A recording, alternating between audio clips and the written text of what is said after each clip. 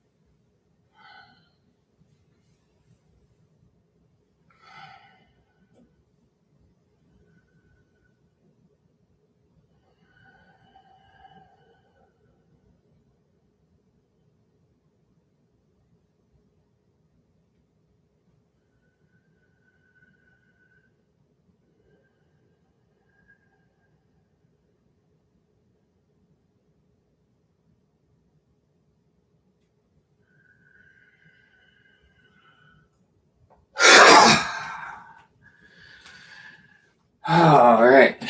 That's that for that. Oh. Okay, what did I want to talk about today? I guess I don't have time to really slowly reveal my genius plan bit by bit. It would have been fun throughout my campaign to release it, but I already gave you a glimpse 2 days ago.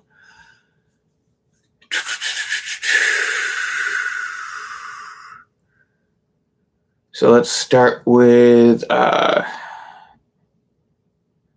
Jeff Bezos. If you are listening, I would like your help in getting together. I mean, I'd say all of the merchants, all the companies that have like high demand of distribution, like, your company of Amazon, Market Basket, BJ's, any grocery store, any fast food chain, anything that would have people moving from one location to another. There's multiple franchises or corporations where you have district managers or regional managers who really have to get around. I want you to gather all those companies and to work with the U.S. government to build high-speed trains all over the country. This will increase distribution. I think there's already talks of high-speed trains with both the capacity to carry passengers and cargo. If so, that's great. If not, they can be separate, but it would definitely be better if they're both. Yeah. Help me out, and we'll call it the Amazon Express. My goal is essentially do the beta testing in America, and eventually one huge train system all over both North and South America. This is going to take a lot of work, of course. This is going to be years. This is my next 250-year plan.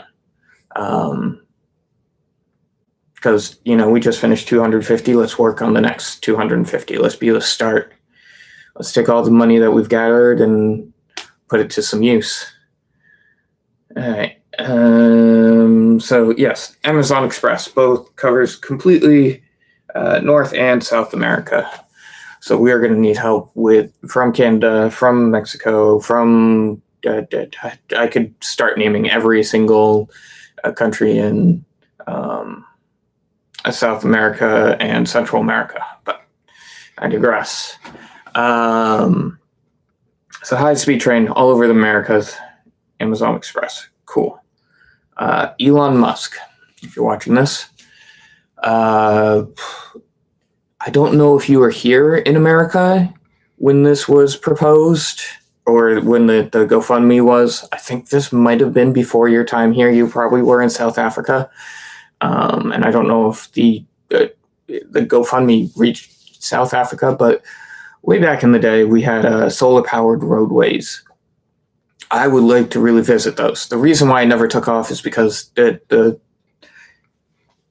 came with a lot of complications with how you store the power and all this stuff. I think we're way past that now, and technology has caught up. Like, it was ahead of its time, and 100% would like to go revisit that. Not only do we have solar power roadways, they were panels, they had lights and all that, so you don't need to worry about asphalt and you don't need to worry about painting. We start with the highways. If you check countries in Europe, I can't remember which one, but there was a country in Europe that had laid these tracks along straight roadways for 16-wheelers to connect to and charge while they're driving on these roads, these electric 18-wheeler, well, not fully electric, I think they were hybrids, but because they were on large highways for long stretches of time, they just connected to it and that would charge the battery. You combine that with the solar-powered roadways and this new technology. Well, I don't know if it's necessarily new. I think we've had it for a little bit, but now it's becoming more commercialized. It essentially looks like a water tower, but on the ground, and it's filled with sand. And you run the solar power, the excess solar power through that. You heat up some water to heat up the sand throughout the day, and then at night the sand cools off, heats up the water, and then that turns back into electricity. You put those, so you have the solar power roadways, the connection where the cars can connect to the solar power roadways and charge our fully electric cars. We can do this now, I hope.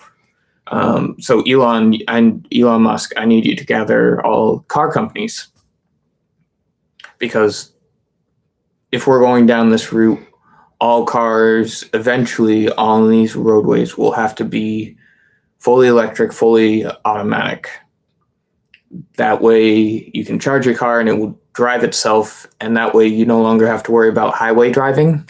So in states like Georgia, Florida, California, Texas, any big, long drives a stretch where you're on the same road for 8 hours and you are going straight.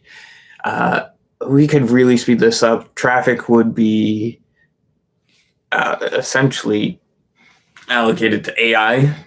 No more human decision, no more somebody rubbernecking or slowing down, causing the people behind them. No phantom crashes, nothing. No crashes on highways. If we just get automatic cars that ride on these rails. Sorry, I got sidetracked. Sand towers or whatever, sand batteries, whatever you want to call them. Those will take in the power, the excess power that isn't charging your car or the roadway itself, and then that would feed into the towns at night. You could essentially create a whole solar grid, once again starting in America and then eventually north and south and then possibly the world. If we could get the train to also be the world, that would be great. Talk to China and Japan, they're already ahead of us. If we could collaborate with them, that would be great.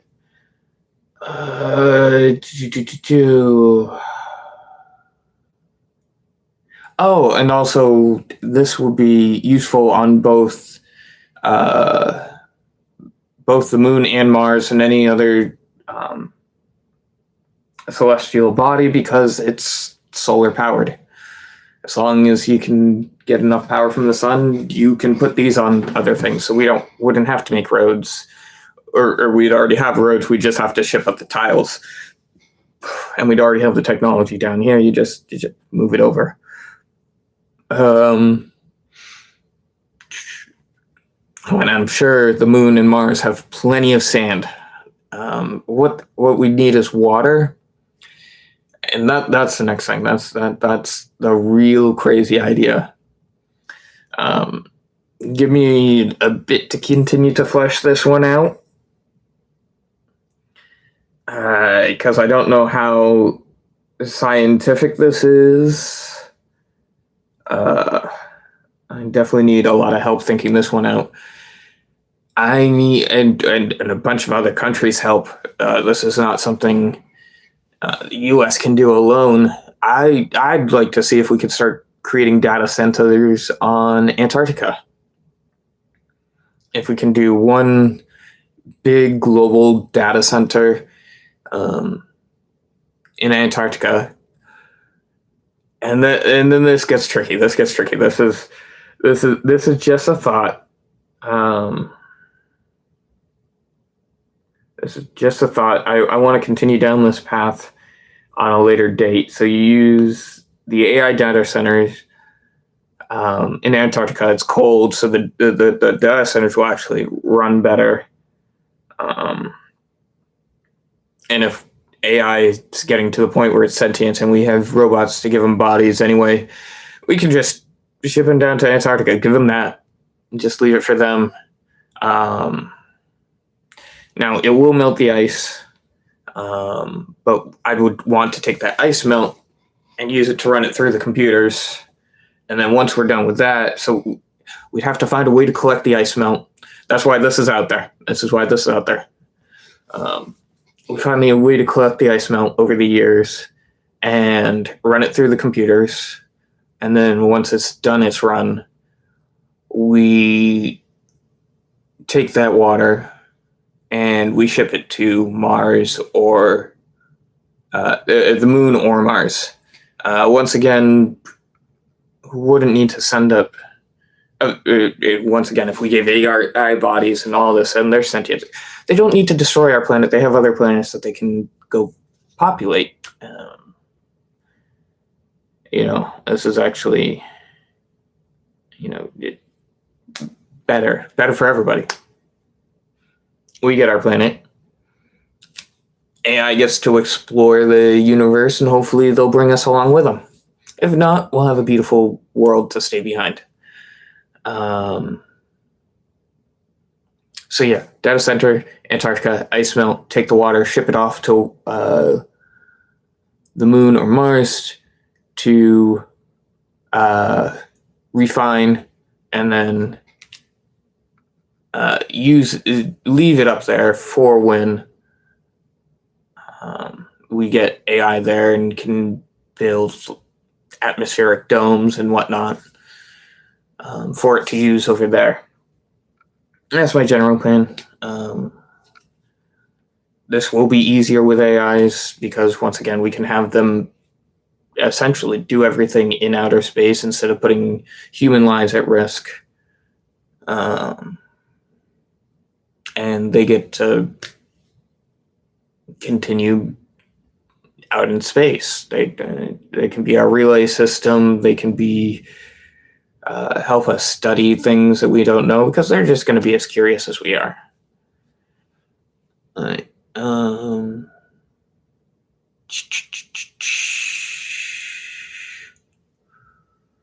What's next? Oh. And the point of all of this is to have one very basic government app. Where it's like, I live in the city of Boston. Not actually, I don't live in Boston proper, but I live outside it, and I'm not going to dox myself.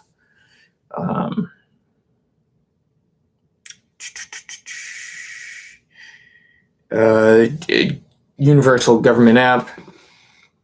It will say, it was an app. So essentially, first thing first, it's your 911. It gets you in contact with any state emergency, whether it be a hospital, blah, blah, blah, blah, blah. Use GPS tracker to pinpoint your location and get the exact location and whatever.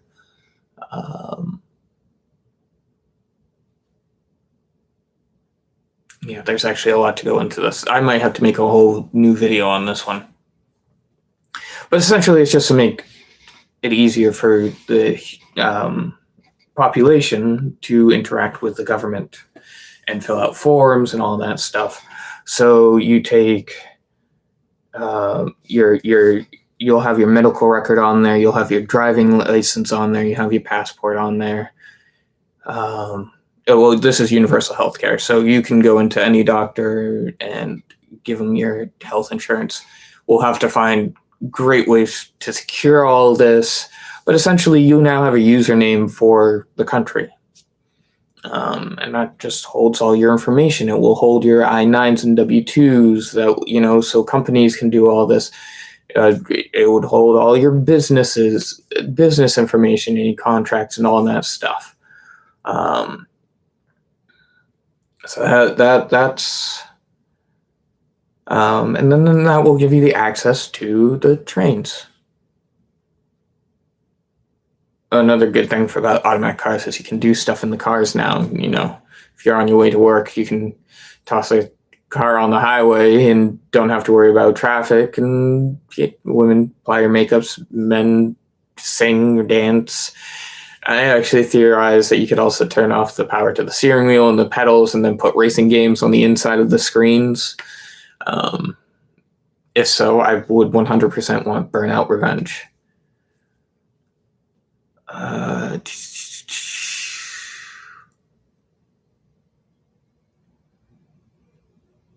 There's a couple other things, but I think that's enough for today. Have a wonderful rest of your day.